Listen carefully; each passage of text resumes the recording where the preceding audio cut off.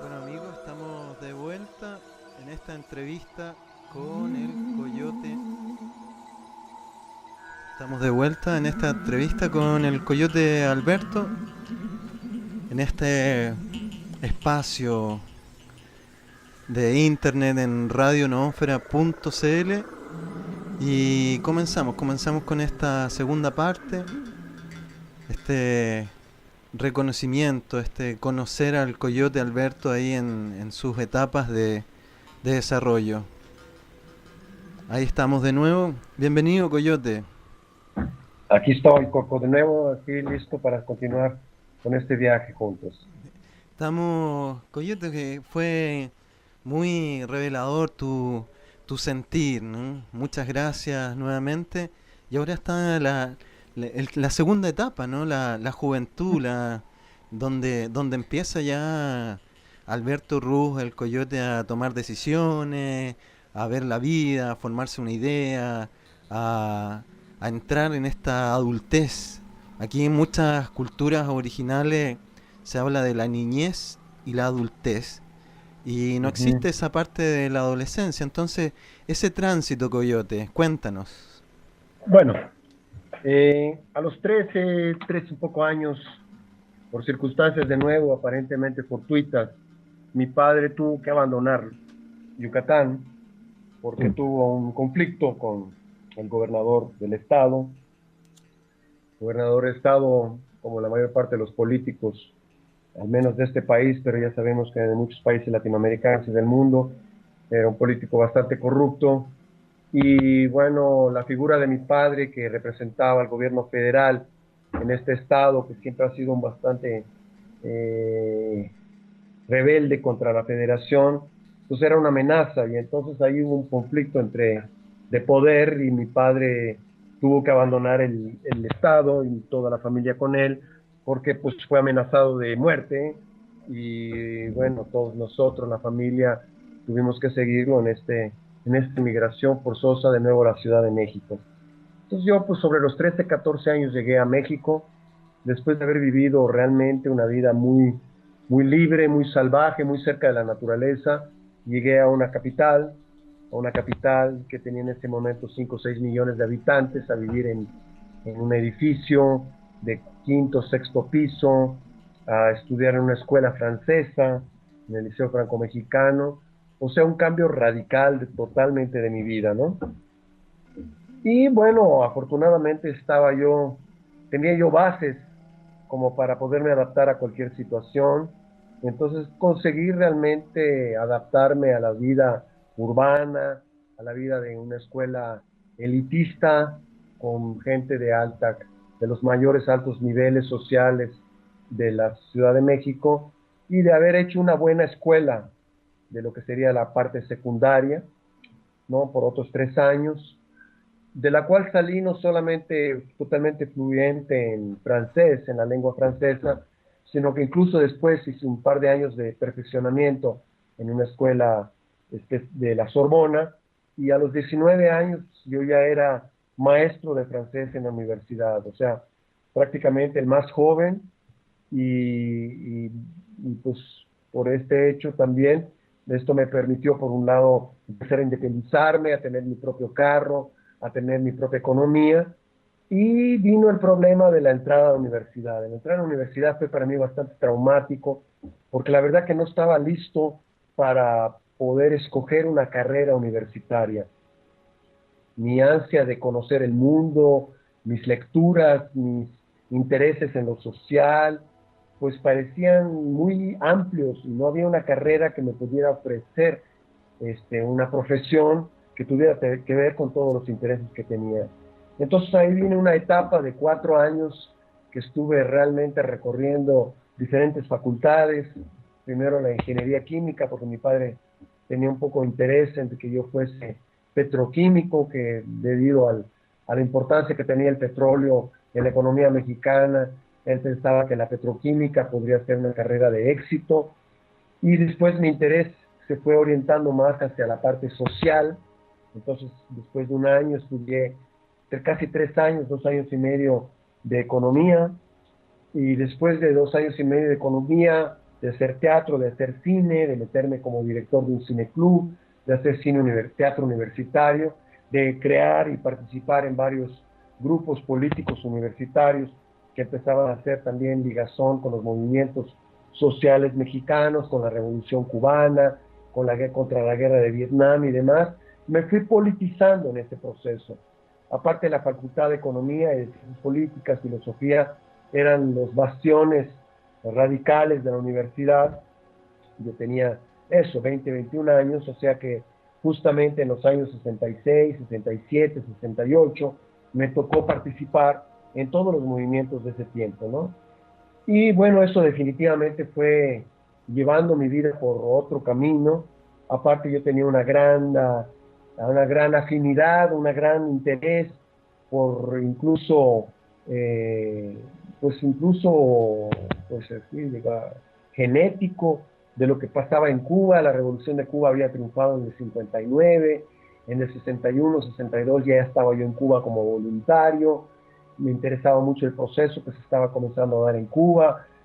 Tuve la oportunidad de escuchar a Fidel Castro, sus discursos históricos de esa época. Tuve la oportunidad de conocer al Che Guevara en alguno de los trabajos voluntarios que me tocó hacer en el trabajo azucarero de la caña, de la zafra azucarera en Cuba, de conocer jóvenes revolucionarios de África, de Asia, de Vietnam. En fin, en ese momento, pues entro en una nueva etapa de mi vida muy politizada, pero al mismo tiempo muy crítica, ¿no? A diferencia de muchos de mis compañeros de clase y de mis compañeros de escuela y mis compañeros familiares también, yo siempre tuve una mente muy inquisitiva, muy crítica, entonces nunca me pude acomodar a formar parte de un partido o entrar en la estructura de una organización política rígida o vertical, pues así es que formaba parte siempre de lo que sería una oposición a la oposición, de la oposición, ¿no?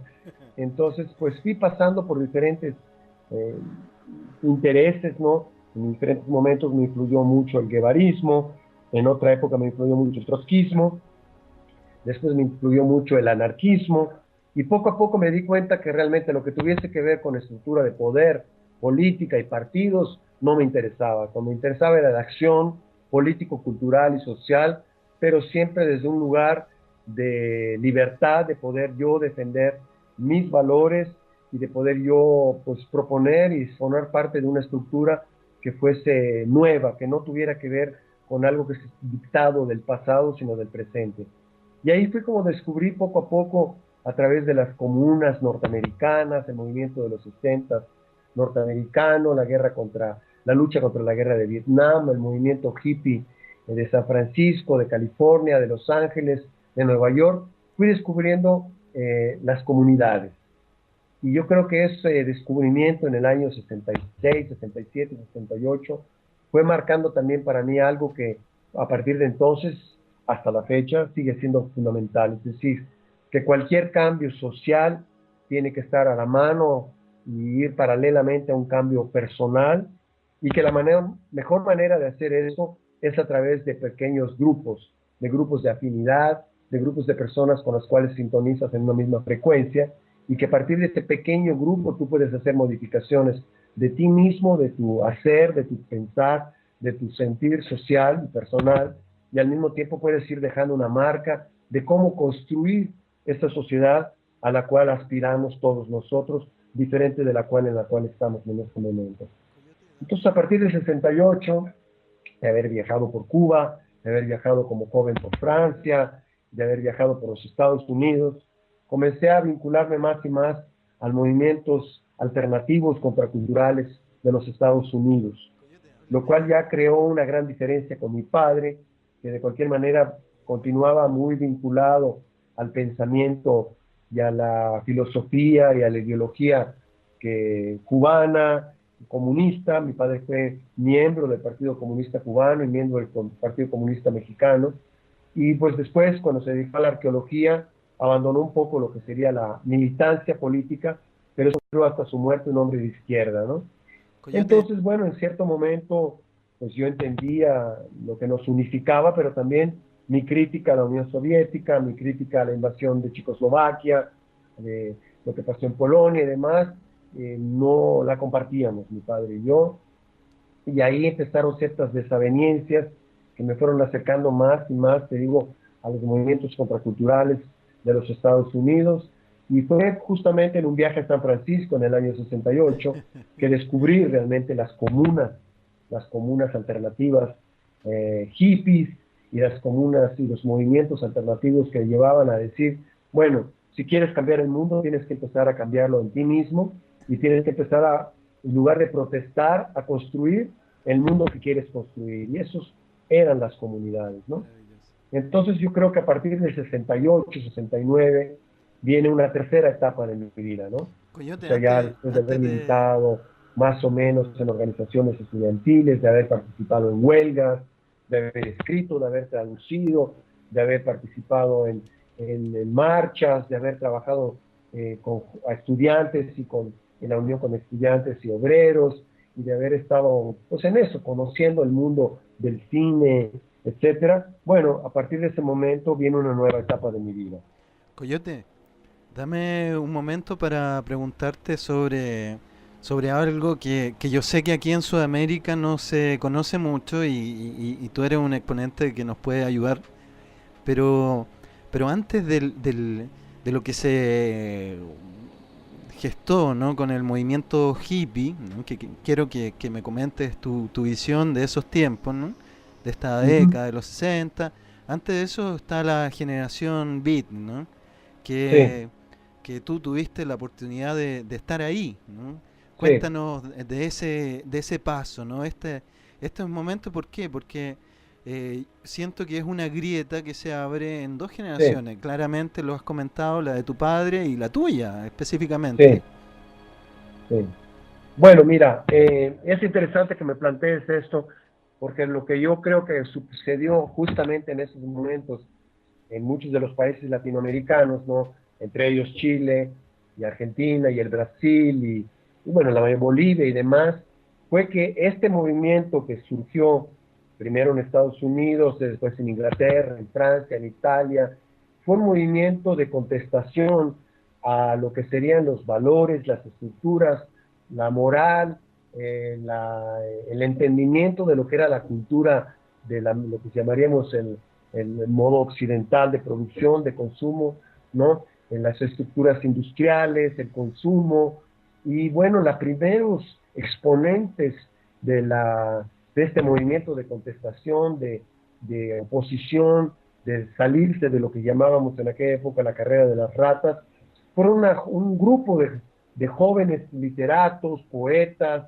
filósofos, músicos de una generación de los años 50, inspirados precisamente en algunos personajes que provienen del mundo del arte, del teatro, de la música, como Cage, como John Cage, del teatro, como la gente del Living Theater, como la parte social, el anarquismo, como Paul y Emma Goodman, en fin, todo eso fue confluyendo en Merce Cunningham en la danza, Isadora Duncan, ¿no? Empezar a cuestionar si el modelo del American Way of Life era realmente lo que los jóvenes queríamos. Y básicamente eso, junto con el cine, Marlon Brando, James Dean, empezaron en la aparición del rock and roll con Elvis Presley y demás, a crear una nueva conciencia de nuestra generación, de que básicamente esos valores militaristas de consumo, de éxito, de progreso, de crecimiento, que eran lo que realmente nuestros propios padres pensaban que era el mejor mundo que les podían ofrecer, nosotros empezamos a rechazarlo, ¿no? Y ese rechazo, pues la generación beatnik, ¿no? Esos poetas, esos filósofos, esos músicos, artistas que te mencioné antes, ¿no? Fueron los primeros que abrieron esa brecha y que dijeron, no, no va por ahí, hay que buscar por otro lado, ¿no? Y pues después vino de ellos personajes como Allen Ginsberg, como Timothy Leary, como Gary Snyder, ¿no?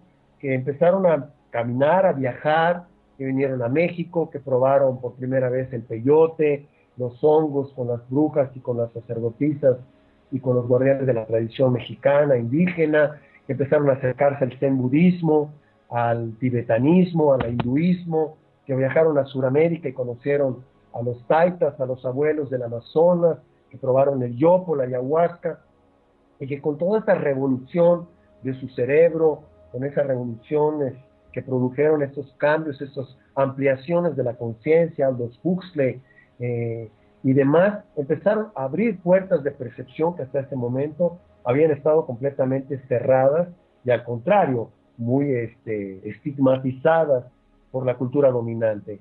Y bueno, a mí me toca formar parte de esa generación que tomamos los libros como el de Jack Kerouac, que se llama On the Road, en el camino, para empezar a viajar de aventón, para empezar a conocer el mundo del underground musical, del jazz, de lo que pasaba en los suburbios negros, lo que pasaba en los bares, lo que pasaba en los guetos, empezar a conocer la otra cara de la Norteamérica, liberal, democrática, política, industrial, consumista, exitosa de la posguerra, para decir, bueno, no es suficiente, nada de eso es suficiente. Y bueno, esos son los antecedentes fundamentalmente para que en los 60, en el 65, 66, 67, las universidades americanas, norteamericanas y después las argentinas, las uruguayas, las francesas, las italianas y las mexicanas, empezaban a tener un movimiento efervescente de jóvenes que decían, nos identificamos por los mismos valores, que son los contravalores de la cultura dominante, y a través de esa música, de ese cine, de esas creencias, de esos valores, de esa literatura, nos reconocemos como una generación emergente de la Segunda Guerra Mundial, mutante después de las explosiones atómicas, la primera generación post-atómica. En ese momento también estaba en su cúspide la Guerra Fría, la persecución en los Estados Unidos macartista de los intelectuales, de los artistas, acusados de comunismo. En fin, cualquiera que era disidente era tachado de comunista y se convertía en ese momento en algo o alguien para ser perseguido. Entonces, todo eso influyó mucho en nosotros, la Revolución Cubana, los movimientos pacifistas contra la guerra de Vietnam, los movimientos estudiantiles, los beatniks, y es de ahí que surge el movimiento hippie, ¿no?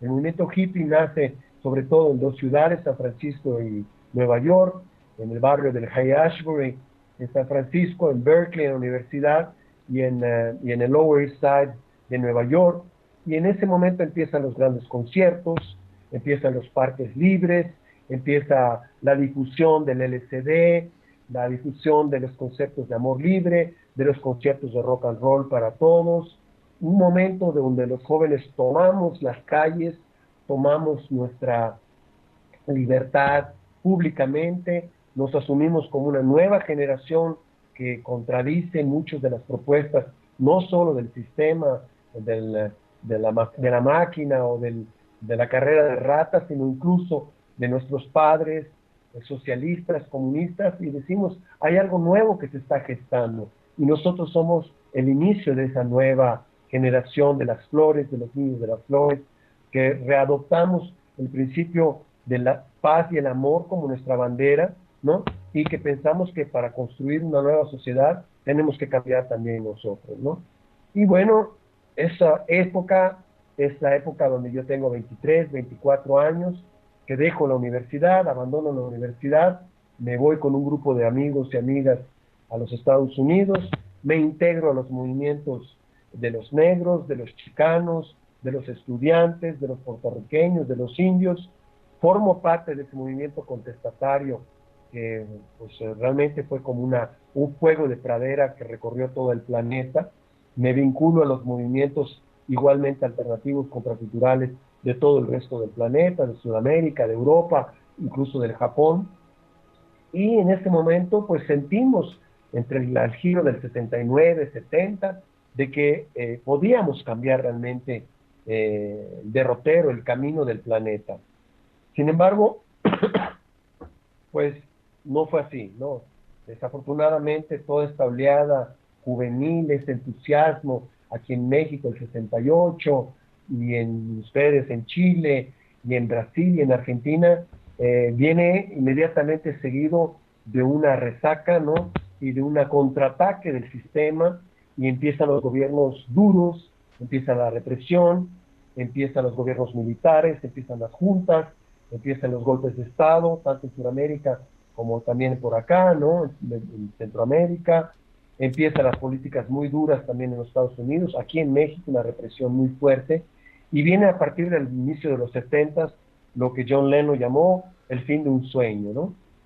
Y bueno, ahí en ese momento, como yo había participado muy activamente en todos estos movimientos, si me hubiera quedado o en México o en los Estados Unidos, donde había tenido una actividad, un activismo bastante fuerte, pues hubiera acabado en la cárcel, o en desaparecido, o en el fondo del mar, o exiliado.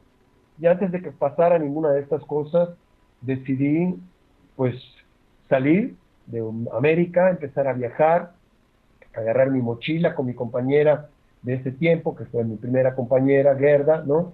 Y empezar a viajar prácticamente con una búsqueda de encontrar en el planeta aquellos sitios donde de alguna manera existiese algo que tuviese que ver con nuestros ideales. Entonces, prácticamente el primer sitio que viajé fue Israel, estamos hablando del año 69, porque tenía mucho interés en los kibbutz, en estas comunidades rurales que fueron la base de la creación del Estado de Israel, que fueron formadas por intelectuales del centro de Europa y que tenían ideales sociales muy avanzados y que crearon comunidades en zonas de desierto para transformar el desierto en un paraíso. Entonces, esta primera época de mi viaje va por ahí, después es Europa, los movimientos de vanguardia culturales, artísticos de Europa, las primeras comunas artísticas, teatrales, de vanguardia, ¿no?, europeas, y después ya viene el norte de África, las comunidades bereberes, los beduinos, de ahí el viaje a la India, los ashrams, el encuentro con la espiritualidad hindú, asiática, oriental, el encuentro con el Dalai Lama y un giro total en esta siguiente etapa de mi vida. Y bueno, con eso te doy así como otro antecedente de cómo fue la transición de esos siguientes 13 años. Maravilloso, Coyote, de recibir lo que nos estabas platicando, porque mucho de lo que estamos entendiendo en esta época, ¿no? De lo que nosotros que ya tenemos 30 años y que ya hemos podido vivenciar, es necesario entender un poquito las raíces de este modernismo posguerra. A ti te tocó, comentabas, ¿no? De nacer ahí en un mes de la bomba atómica, de un proceso de crisis, ¿no? De conflicto, y cómo el ser humano también empieza a reunirse y cómo predomina el miedo, ¿no? El miedo en estas dictaduras de latinoamericana, La Guerra norteamericana, Fría. la Guerra Fría. Uh-huh. eh, claro, eso nos da pauta de entendimiento de muchas cosas como fundamentales, ¿no? Que nos dan un espectro de movimiento, ¿no? Sí. Entonces, Coyote, ahí un poco cuando tú te decides, ¿no? A dejar, ¿no? Ir a Israel, a conocer un poco más el evento de comunidades, obviamente que te da un entendimiento de que a lo mejor se puede cambiar el mundo, pero ya Sí. en la célula, ¿no? No digamos en el tejido, ¿no? Sino que más que nada en conceptos celulares. Desde ahí, Coyote, la siguiente etapa, ¿qué nos puedes relatar? Bueno, la siguiente etapa es básicamente, ¿no?, el entender que el único modelo que hasta ese momento en el cual yo había conocido, crecido y vivido, no era el único. Existían otros modelos, ¿no? Y que esos modelos, dentro de esos modelos, que sería el norafricano, el asiático. Habían experiencias culturales, experiencias comunitarias, experiencias espirituales, con las cuales jamás en mi vida soñé que pudieran existir, ¿no? Entonces, a partir de ese momento en mi vida, que sería ya precisamente la edad que tú me estás diciendo, 28, 29, 30 años, ¿no? Empieza la búsqueda de cómo construir, reconstruir esa célula, ¿no? En lugar de seguir como anteriormente pensando cómo cambiar al sistema y derrocar al poder y enfrentar al militarismo y los partidos políticos, estas cuestiones, era abandonar ese espacio y buscar espacios de libertad. Buscar espacios de libertad y en esos espacios buscar crear o mantener o fortalecer lo que considerásemos tejido o células libres, sanas, ¿no? Claro, Entonces, viene esta siguiente etapa de mi vida, como te digo, ¿no? Donde empiezo claro. a viajar siempre con un grupo de gente, ya no solamente mi compañera y yo, sino una pequeña tribu. Entiendo que en este momento el concepto de tribu es mucho más interesante para responder a lo que estamos buscando, en lugar de ser el individuo, la pareja o la familia. El concepto de tribu reúne mucho más formas de poder sobrevivir, de poder complementar, de poder trabajar en una alternativa cooperativamente, armónicamente, y de poder poder subsistir en un ambiente pues tan hostil en todos los sentidos a esta forma de colectivo, ¿no? Entonces, pues los siguientes años son eso, de, digamos, la primera etapa hasta los 13 años, después vienen a los años 20 y picos, cuando viene como llegamos al principio de nuestra adultez, ¿no?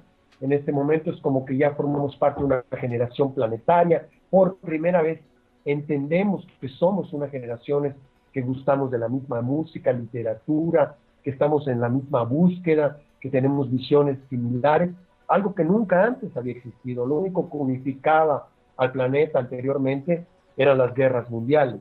En este momento estábamos hablando de cómo construir un mundo diferente y éramos toda una generación surgida después de la Segunda Guerra Mundial, madureciendo ya en los años 20, nuestros años 20, ¿no? En esta propuesta de búsqueda de propuestas.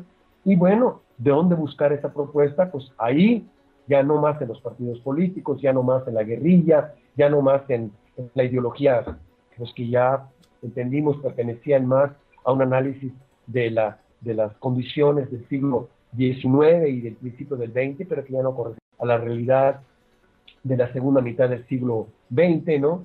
Y a partir de ahí es, en mi caso, la búsqueda de una célula colectiva, tribal, ¿no? Donde podamos ya, y donde empezaron realmente a nacer ya nuestros primeros hijos, en un contexto que ya no era el familiar, que no era el de la familia nuclear, sino que era el contexto de una familia ampliada, éramos 3, 4, 5 parejas con nuestros respectivos hijos, ¿no?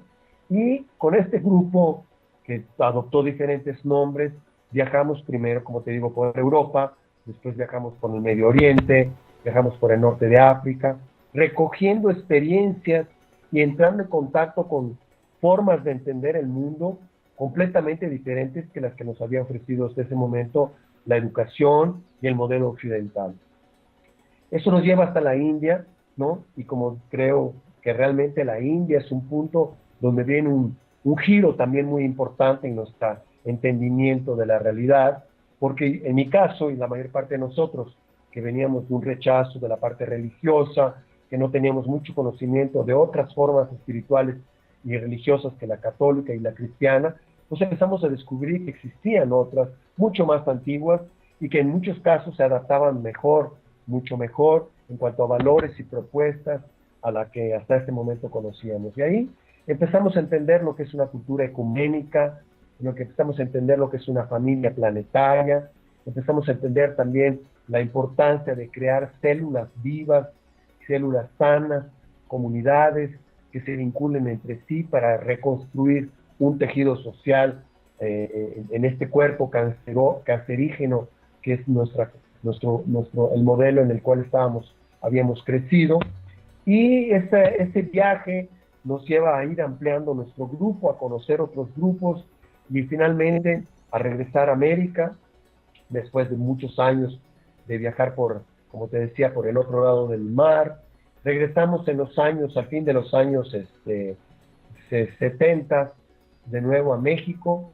Ahí en México volvemos a entrar en contacto con los movimientos que estaban en estos Estados Unidos surgiendo de esta nueva nación, que ahora llamamos la nación del arco iris, que era pues el siguiente paso después del movimiento hippie. El movimiento hippie, digamos que oficialmente se desintegró a fines de los 60, principios de los 70, hubo una pausa, pero después muchos de los que fuimos o fueron hippies, sobre todo en Estados Unidos, se fueron a las montañas, se fueron a las selvas, se fueron a las zonas rurales y empezaron a crear comunidades. Y esas comunidades empezaron a construir un nuevo concepto de nación formada por tribus, ya no células políticas ni partidos, sino un nuevo tipo de organización social flexible, un tejido social flexible constituido por centenares de pequeños grupos, clanes o tribus, de lo que empezamos a reconocernos como parte de una nueva nación, que es la nación del arco iris. Cuando en el año del 76, 77, con nuestro grupo, en esa época tenía como nombre los Elefantes Iluminados o los Catibabas, llegamos a Estados Unidos a bordo de nuestro primer autobús, con 6 o 7 niños nacidos en el viaje, una familia planetaria con gente de diferentes nacionalidades, que habíamos ya viajado por diferentes partes del mundo. Encontramos en un encuentro del arco iris, de la nación del arco iris, que hay varios centenares, varios millares de gentes de nuestra generación que tampoco se reintegraron, que tampoco se adaptaron y que continuaron con su vida alternativa y que estaban construyendo lo que en ese momento estábamos llamando la ecotopía, es decir, un movimiento ecológico y social, ¿no? Y espiritual al mismo tiempo, y ya dejaba de ser utópico para convertirse en ecotópico, es decir, vinculado cada vez más al concepto de oikos, eco, casa, hogar, madre tierra, planeta tierra, ¿no? Y bueno, en ese redescubrimiento, en ese reencuentro con las tribus del arco iris, nos damos cuenta que nuestra evolución es una evolución de la especie humana que va encaminándose poco a poco a crear una nueva humanidad, ¿no? Que, bueno, que ahora reconocemos en nuestros hijos por las características que tienen, que han sido llamados los niños cristal, los niños índigos, y que cada vez más yo llamo los niños arcoíris, ¿no? Es decir, una generación de jóvenes, de niños que nacieron ya de todo lo que fue la evolución nuestra desde los 60, 70, 80, ¿no? Y que ahora también nuestros hijos, los hijos de esa generación que tienen ahora los 30 años de los cuales estás tú hablando, está ya teniendo una nueva generación de niños que son nuestros nietos, que ya nacen con valores, que nacen con una experiencia, que nacen con una conciencia planetaria, que bueno, nosotros fuimos los pioneros en ir viviendo, experimentando, construyendo, y que ahora ya son un camino que hemos allanado para muchos de ustedes, ¿no? Y bueno, en este momento... Gracias, Alberto. Gracias, Coyote. Sí, muchas gracias. De eso, desde el corazón, desde lo profundo. Gracias por limpiarnos el camino. Todos los que nos están escuchando, tomar experiencia de esto, que hay futuro, amigo. Hay un futuro que viene, que se acerca, que necesitamos sentirlo, que necesitamos tomar la experiencia antigua, aprender de los errores que hemos cometido, pero también de los grandes aciertos, como este mismo momento, Coyote, y gracias a ustedes, no son muchos los que están ahí, que mi generación les agradece toda esta historia, ¿no? Todos estos relatos, Coyote, perdona, ¿no? Me emocioné. Sí, no, está bien, está bien, está bien. Y si tienes ahorita ya alguna pregunta más concreta, también Maravilloso, me inspiro en ti. Coyote, yo creo que ya ya tenemos el ambiente, ¿no? De lo que es el Coyote Alberto y Huehue Coyotl, la caravana, bueno, también. Perfecto, bueno, pues entonces retomo, después de este peregrinaje, de esta tribu errante, de los elefantes iluminados, de los Hati Babas, nombre que adoptamos en la India, precisamente de un maestro espiritual de la India, después de haber vivido en diferentes ashrams, de haber recogido las enseñanzas de diferentes maestros espirituales de la India, ¿no? Del Oriente, del Tíbet. Nos traemos ya para América de nuevo, como te digo, a finales de los años 70, a principios de los 80, nos traemos ese bagaje para incorporarlo a todo lo demás que ya habíamos aprendido en Noráfrica, en Europa, aquí mismo en las Américas, para empezar a entendernos realmente como esta nueva semilla de una nueva familia planetaria, ¿no? Y bueno, en el año 76, 77, que partimos a los Estados Unidos, que tenemos este encuentro con la realidad ecotópica, con las ferias del trueque, con las ferias de la nueva tierra, con revistas como la revista Coevolution Quarterly, que habla de la coevolución, que empieza a hablar de conceptos que incluyen la transformación a nivel psicológico, ecológico, social, económico, que empezamos a entender más y más el concepto de holismo, ¿no? de que vivimos en una realidad holística, de que todo lo que hacemos tiene que ser concebido de una manera más y más integral, integrativa, con toda esta experiencia, aparte de nosotros ya ser un ejemplo de una familia planetaria, con ya 7, 8, 9, 10, 13 niños nacidos en diferentes partes del planeta, producto de la unión amorosa de gentes de diferentes continentes, que crecieron viajando, que vivimos en autobuses. En el tiempo que ya estuvimos en Estados Unidos, entre el 76 y en el 79, 80, ya éramos una tribu de 7 autobuses, de unas 13 familias, con una docena de niños, que éramos ya un ejemplo de una familia arcoírica, ¿no? Y después de esos 5 años que pasamos recorriendo California, Arizona, Nuevo México, Washington, en contacto con todo este movimiento ecotópico de Norteamérica, el movimiento arcoírico, decidimos emprender un peregrinaje que pues básicamente para mí personalmente tenía que ver con el fallecimiento de mi padre. Mientras nosotros estábamos en California, en una comunidad en las montañas del norte de California, en Mendocino, yo recibí el mensaje de mi hermano de que mi padre había fallecido en el año de 79, en el mes de agosto, mientras estaba realizando una gira de conferencias por Quebec, por Montreal, y que bueno, yo no tenía oportunidad de asistir a su entierro, a las ceremonias que se hicieron en México, porque en ese momento él era director del Museo Nacional de Antropología de la Ciudad de México, había recibido el Premio Nacional de la Cultura y de Educación,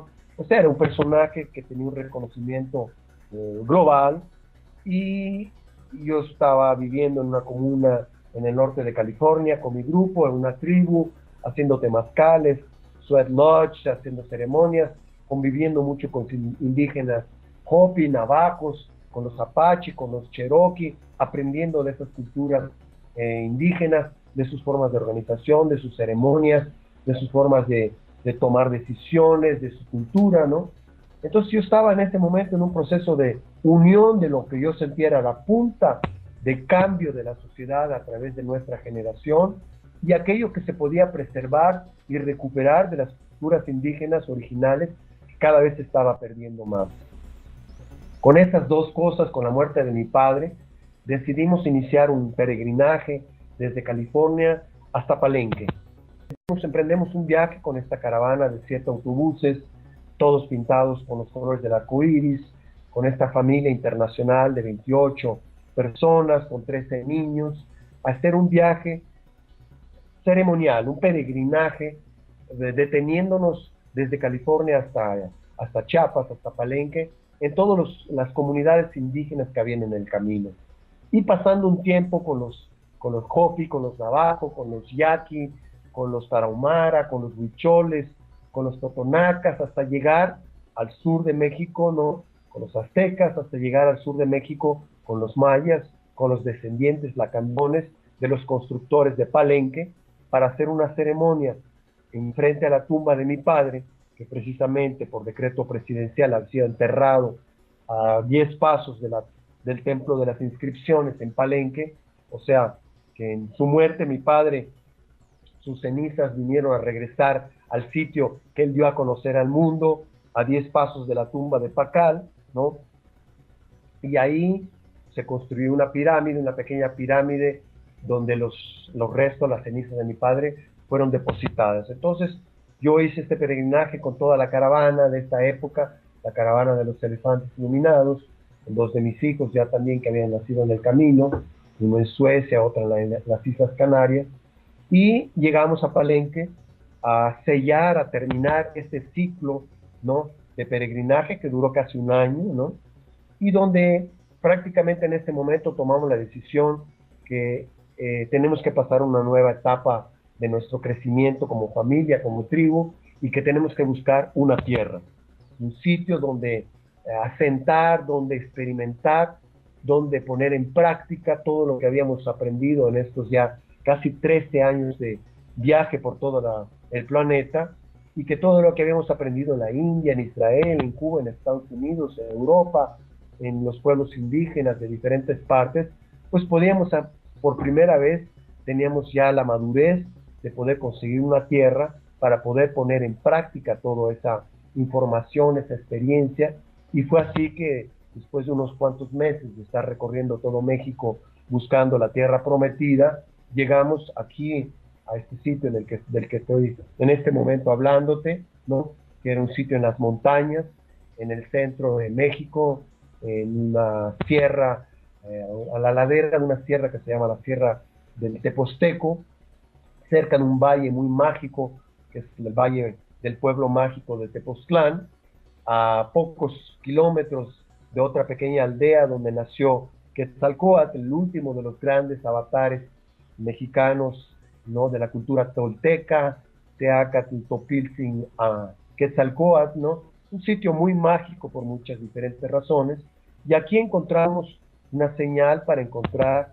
en dónde hacer nuestra comunidad, nuestra aldea, nuestro pueblo, ¿no? Y es así que nace esta comunidad en la que estoy en este momento platicando con todos ustedes, que adopta como nombre el nombre que ya tenía esta tierra antes de que llegáramos, que era Huehuecoyotl, Huehuecoyotl, que en la lengua de los náhuatl quiere decir el sitio de los viejos, muy viejos antiguos coyotes, ¿no? Y que representa también el símbolo del señor de las artes musicales, del teatro, de la danza, dentro del panteón, dentro del calendario, dentro de los dioses de la cultura náhuatl y azteca.